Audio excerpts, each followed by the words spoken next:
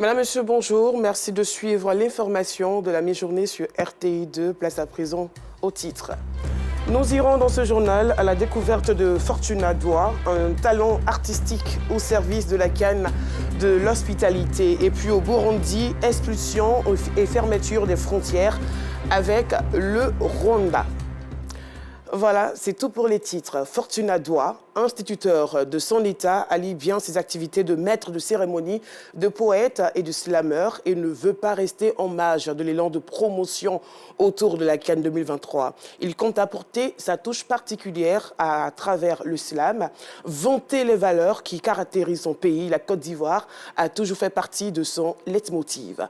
Découvrez et savourez les talents artistiques de l'homme dans cet élément d'Anicette Colomb-Blessing. Mesdames, Messieurs, la journée avait refermé ses rideaux afin que la nuit commence son boulot. Fortuna Doua est un passionné de maîtrise de cérémonie et de poésie.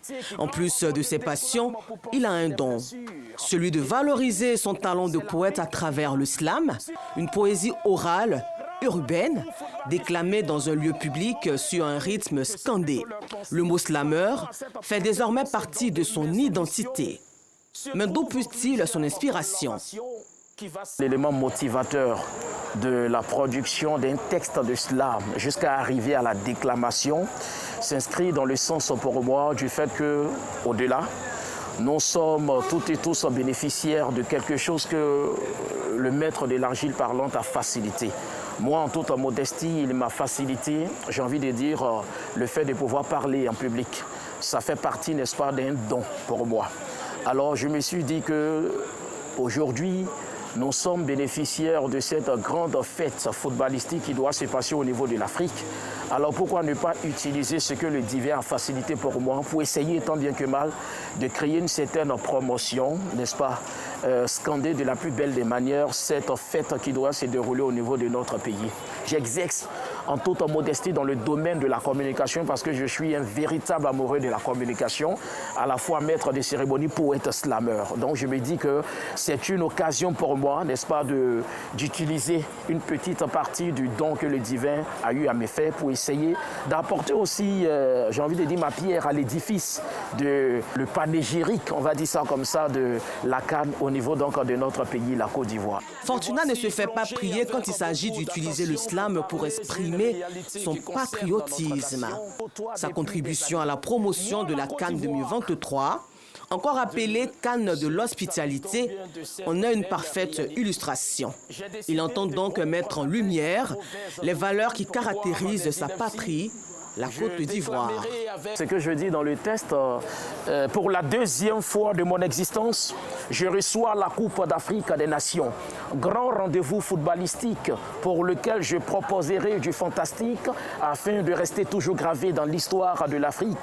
Pays de l'hospitalité, si de cette manière j'ai été identifié, ce n'est nullement pas velléité, mais parce que la fraternité, je sais la valoriser. On a dit aussi que c'est vrai que l'humilité doit jalonner nos activités, mais il est important de scander de la plus belle des manières, n'est-ce pas, cette fête qui se déroule chez nous.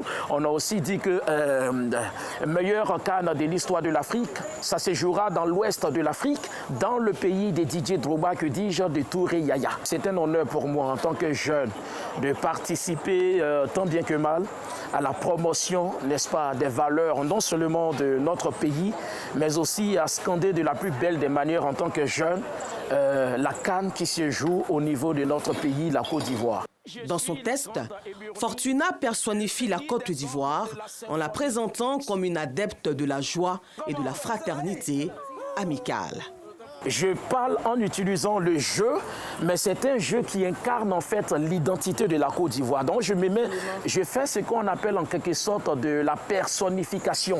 Le fait d'attribuer un trait ou bien une caractéristique humaine à un objet, à quelque chose qui n'est pas humain.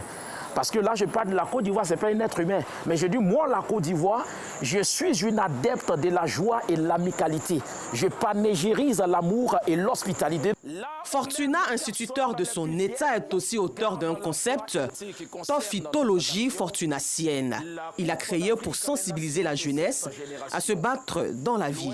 Ses nombreux talents lui ont valu l'admiration de plusieurs fans. Dans l'optique de préparer la relève, Fortuna n'hésite pas à monnayer monnayer ses talents à partir de ses expériences sur l'art oratoire. Si Francis Ngannou tape pour vivre, alors moi je déclame pour penser des blessures. Et au finish, c'est l'Afrique qui gagne. Avant les compétitions effectives de la CAN 2023, Sa Majesté Nana Abrafi-Koto Kirema, reine-mère des communautés de la CEDEAO, a exhorté les chefs des communautés africaines vivant en Côte d'Ivoire au fair play. Ceux-ci doivent à leur tour sensibiliser les supporters des différentes équipes en lice à la culture de la coexistence harmonieuse. Objectif, contribuer à la réussite de la CAN 2023. Yacouba Koulibaly, Nour Sangari. La communauté africaine invitée à cultiver un esprit de fair play lors de la Coupe d'Afrique des Nations, CAN 2023, pour une consolidation fraternelle par les têtes couronnées africaines. Et ce, lors d'une rencontre organisée par Sa Majesté Nana Abrafi Koto Kirema, reine-mère des communautés de la CEDEAO. Les différents pays ne peuvent pas gagner la Coupe d'Afrique. Forcément, une seule équipe doit gagner. Nous devons accepter un bon pot. Une initiative saluée par les participants. Toute la Côte d'Ivoire travaille aujourd'hui dans le sens de la réussite de cette CAN. Et cette rencontre avec les populations sous-régionales et africaines pour les sensibiliser dans le cadre de la réussite de cette activité est un apport appréciable pour nous, ministère de l'intégration africaine, et pour le gouvernement ivoirien. L'initiative de la reine est venue à point nommé. C'est un trait d'union entre tous les ressortissants de la CEDEAO, en particulier ceux qui vivent ici en Côte d'Ivoire, qui est une terre d'hospitalité légendaire. Cette initiative elle est très positive. Je pense que c'est une fierté pour nous. Vous voyez que la reine-mère de la CEDEAO et des peuples d'Afrique nous a convoqués, c'est surtout nous les chefs, qui sont même les garants de la tradition, pour recadrer surtout et sensibiliser surtout la communauté de la CEDEAO et africaine en général. Les initiatives visant à sensibiliser les supporters à accepter le score des matchs se multiplient pour une CAN 2023 réussie. Les préparatifs de la CAN 2023 vont au-delà des enceintes sportives. À mesure que la date de la 34e édition de la Coupe d'Afrique des Nations approche, commerçants et particuliers accouchent de nouveaux articles aux couleurs nationales, avec pour seul objectif rendre cette CAN en terre ivoirienne inoubliable. Reportage. Dans exactement 3 jours se tiendra en Côte d'Ivoire la 34e édition de la Coupe d'Afrique des Nations. Depuis l'annonce de cet événement, tout est mis en place pour attirer l'attention des visiteurs.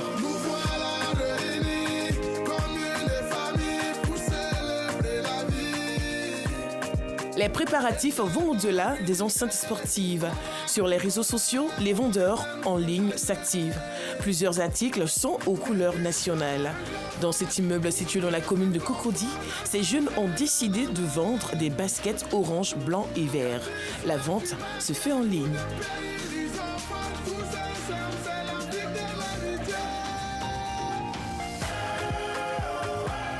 Au fur et à mesure qu'on avançait tout doucement vers la CAN, on s'est dit mais pourquoi pas vendre des articles à l'effigie des couleurs de notre pays. Et c'est comme ça que l'idée est venue, et dès qu'on a lancé la photo pour demander est-ce que vous êtes intéressés, les clients comme d'habitude, ils ont répondu présent et on a commencé l'aventure. On a des clients un peu partout, on essaie de faire des expéditions, on fait également des livraisons quand il s'agit de la Côte d'Ivoire. Ces baskets, toutes les couches peuvent s'en procurer. Cette jolie paire par exemple, toute orange, vous l'avez à seulement 16 000 francs. Vous avez également cette autre paire qui est à 10 000 francs. En raison de la demande, on a encore des cartons qui sont en route. Donc on attend jusqu'à mi-janvier, on pense qu'on aura encore des arrivages pour satisfaire notre clientèle. Selon Bomba, les Ivoiriens doivent pour cette CAN absolument se parer aux couleurs nationales. On vous invite massivement à acheter pour être aux couleurs de la CAN parce que tous les autres pays vont venir dans leurs couleurs. Donc vous, c'est chez vous. Vous devez porter les articles de votre pays également. À 8 km de là, dans la commune commerciale d'Adjamé, l'on vibre déjà au rythme de la Coupe d'Afrique des Nations.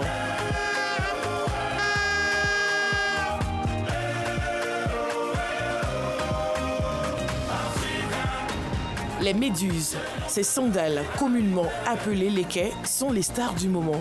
Ces vendeurs de gros font de bonnes affaires. Depuis, c'est dit que la Côte d'Ivoire va organiser la CAN. En même temps, on s'est mis dans la rue, quoi. Nous, on est les grossistes. Voilà, donc nous, en tout cas, nous, on a fait comme ça là. Voilà, ce sont des en gros. Tous les pointus dedans, on fait comme ça et on vend. C'est Made in Côte d'Ivoire, c'est fabriqué ici. Grossistes et détaillants s'approvisionnent chez Ibrahim. Chaque jour, je fais des achats ici. Comme c'est la CAN, j'espère que ma commande va marcher. On en trouve pour tous les âges et pour toutes les bourses.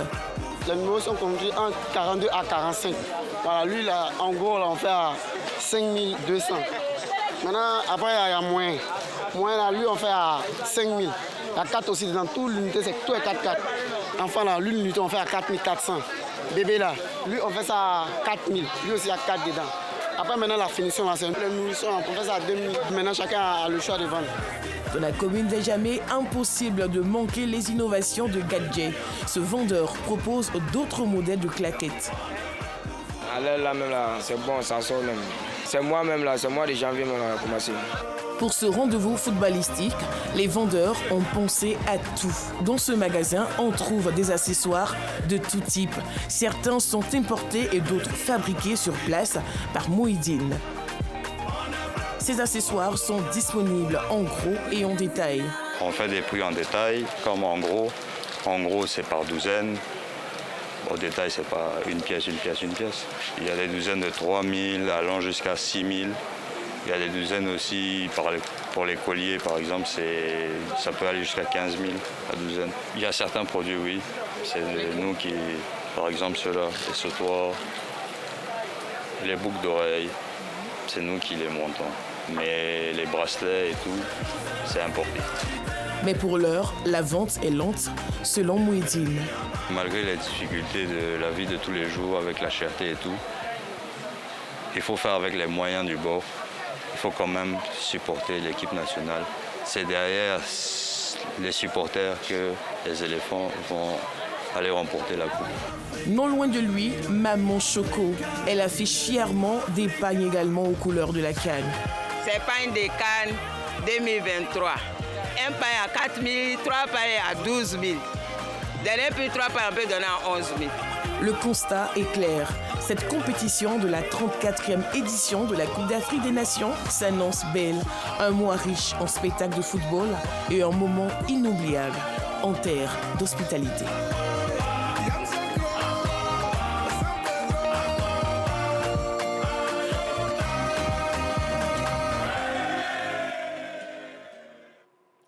Hors de la Côte d'Ivoire, rien ne va plus entre Gitega et Kigali.